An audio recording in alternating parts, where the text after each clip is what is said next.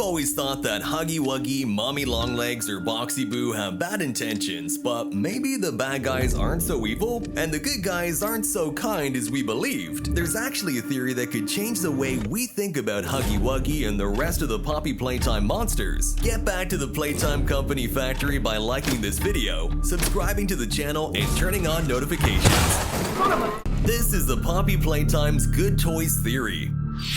Poppy Playtime Company started out as an innovative toy factory that was always on the cutting edge with its creations. At one point, however, its founder Elliot Ludwig suffered the death of a close relative. It affected him so much that when he returned to the factory, things began to change radically. Among his decisions, he doubled the investment in research to create living toys, and after several failed experiments, the first results began to emerge. Among them was Experiment 1170, or as we all know it, Huggy Wuggy.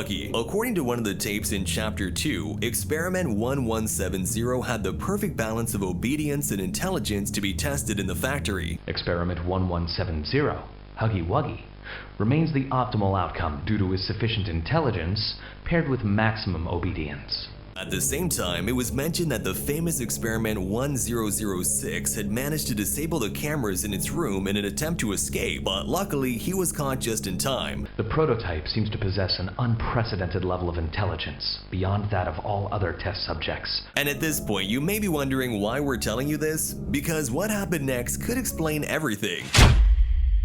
On Thursday, the 18th of June 1992, 44 days after the opening of Heyday with Moomy Long Legs in the factory, Huggy Wuggy escaped from the Playtime Company by bypassing all security protocols. He managed to outwit two security guards outside and went into the forest. At that point, Lee Pierre ordered the search and capture of the experiment, resulting in at least 5 killed employees and 6 others being MIA. Eventually, Huggy Wuggy was captured with tranquilizer darts and brought back to the factory. There are many interesting details about what happened that day. So the first is, while escaping, Huggy Wuggy did not injure any of the factory employees. He simply ran away. The second is that, in order to feed himself, he chose to hunt a deer. However, he also killed 5 people from the Playtime Company, but we believe that was self-defense, as those employees were trying to take him back to his prison. Both things suggest that Huggy Wuggy didn't want to murder these people for pure pleasure, but rather as a defense mechanism to avoid being caught. The third detail is also the most important, and to understand it, we have to play Project Playtime. During the game's tutorial, we hear a mysterious, deep voice telepathically communicating with Huggy Wuggy to give him orders on what to do. The others are hungry. The others are starving. Get up. They are trying to build more toys, more like you. It has to be stopped.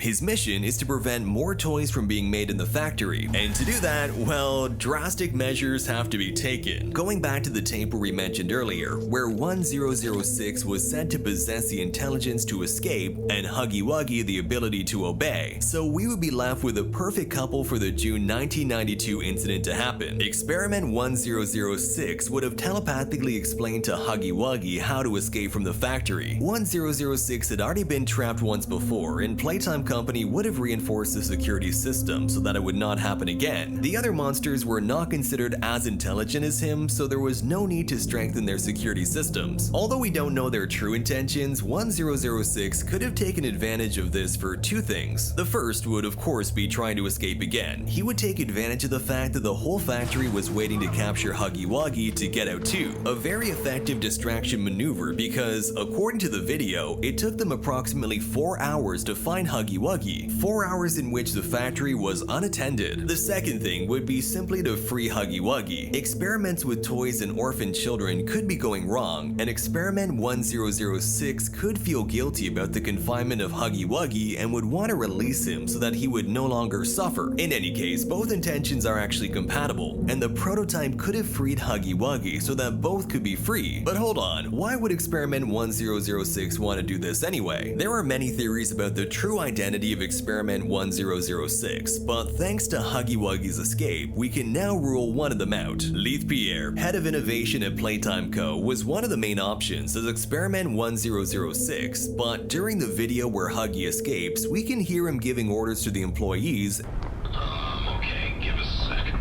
and writing a letter at the end. Now, it is true that he doesn't physically appear, so this could have been done by a super intelligent toy modulating his voice and writing the letter, but maybe let's just rule out this madness for now. So if we can eliminate Leith Pierre from the candidates, we have another potential character whose whereabouts are still unknown, Elliot Ludwig, director of Playtime Company. Now, without going into too much detail, because we think this could actually work as a separate theory entirely, but Elliot Ludwig might have offered to experiment with him after his daughter's success as Poppy the doll. Okay, yeah, we know that's a lot to take in, but now's not the time for that. The prototype is considered to be the factory's second successful experiment, with the Poppy doll possibly being the first. We remind you that Ludwig suffered the death of a close one in 1960, and there's speculation that Poppy may contain the soul of that person. That would give Ludwig a reason to feel even closer to the toys. In the end, his plan was to give the orphan children a home, but perhaps not everything went according to his plan and terrible things began to happen. Ludwig's idea was to create living toys, but things weren't working out as expected and the company started to make losses, angry employees, and some legal problems. That's when Harley Sawyer, the doctor, came along. It was his cold personality that helped him to propose the Bigger Bodies initiative to save the company, which basically consisted of creating toys that work like employees. This way, Playtime Company could avoid legal problems while avoiding losses, as it would have non-human employees. Ironically though, the price of having them required human sacrifices. Perhaps they first thought of using the orphan children to do simpler jobs, and then using adults as factory employees. Some of them, like Stella Graber, volunteered for these experiments in order to have a young and eternal life. Human bodies just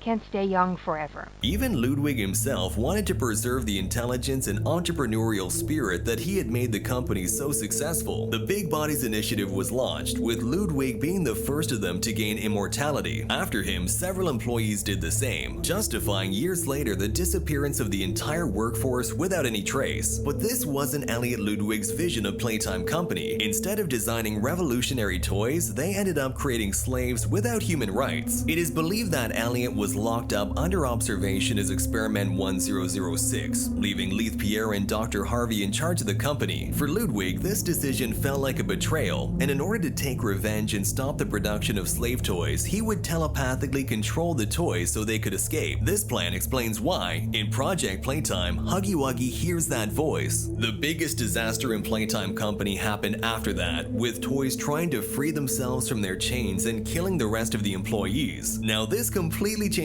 the vision we have of toys that just wanted to be free and have a place to live. At the end of the video, in which Huggy Wuggy escapes, we can see him in front of a house, a detail that could indicate that he is just looking for a home and a loved one. His murders would be justified by the influence of 1006, but surely this character would be much more harmless without that influence. After several years locked away in the depths of the Playtime Company, the 1006 experiment is once again planning to escape. It seems that this time his plan is for the game's protagonist to wipe out the rest of the living toys. This way, he could build himself a body strong enough to get out of the factory once and for all. Of course, we must remind you that this is all just a theory. We believe that in Poppy Playtime, humans are the real monster, and that this is a story of loss and betrayal, where a visionary's dream of a joyful toy factory becomes a traitor's business. In the end, it's the creatures in the factory that end up paying for this, becoming broken and abandoned toys, waiting for someone to come and play with them again. So that's our theory. What do you think? Let us know in the comment section down below. And while you're down there, hit that like button too. And don't forget to subscribe to the channel so you don't miss out on our latest videos of secrets and Easter eggs you have here. See you next time!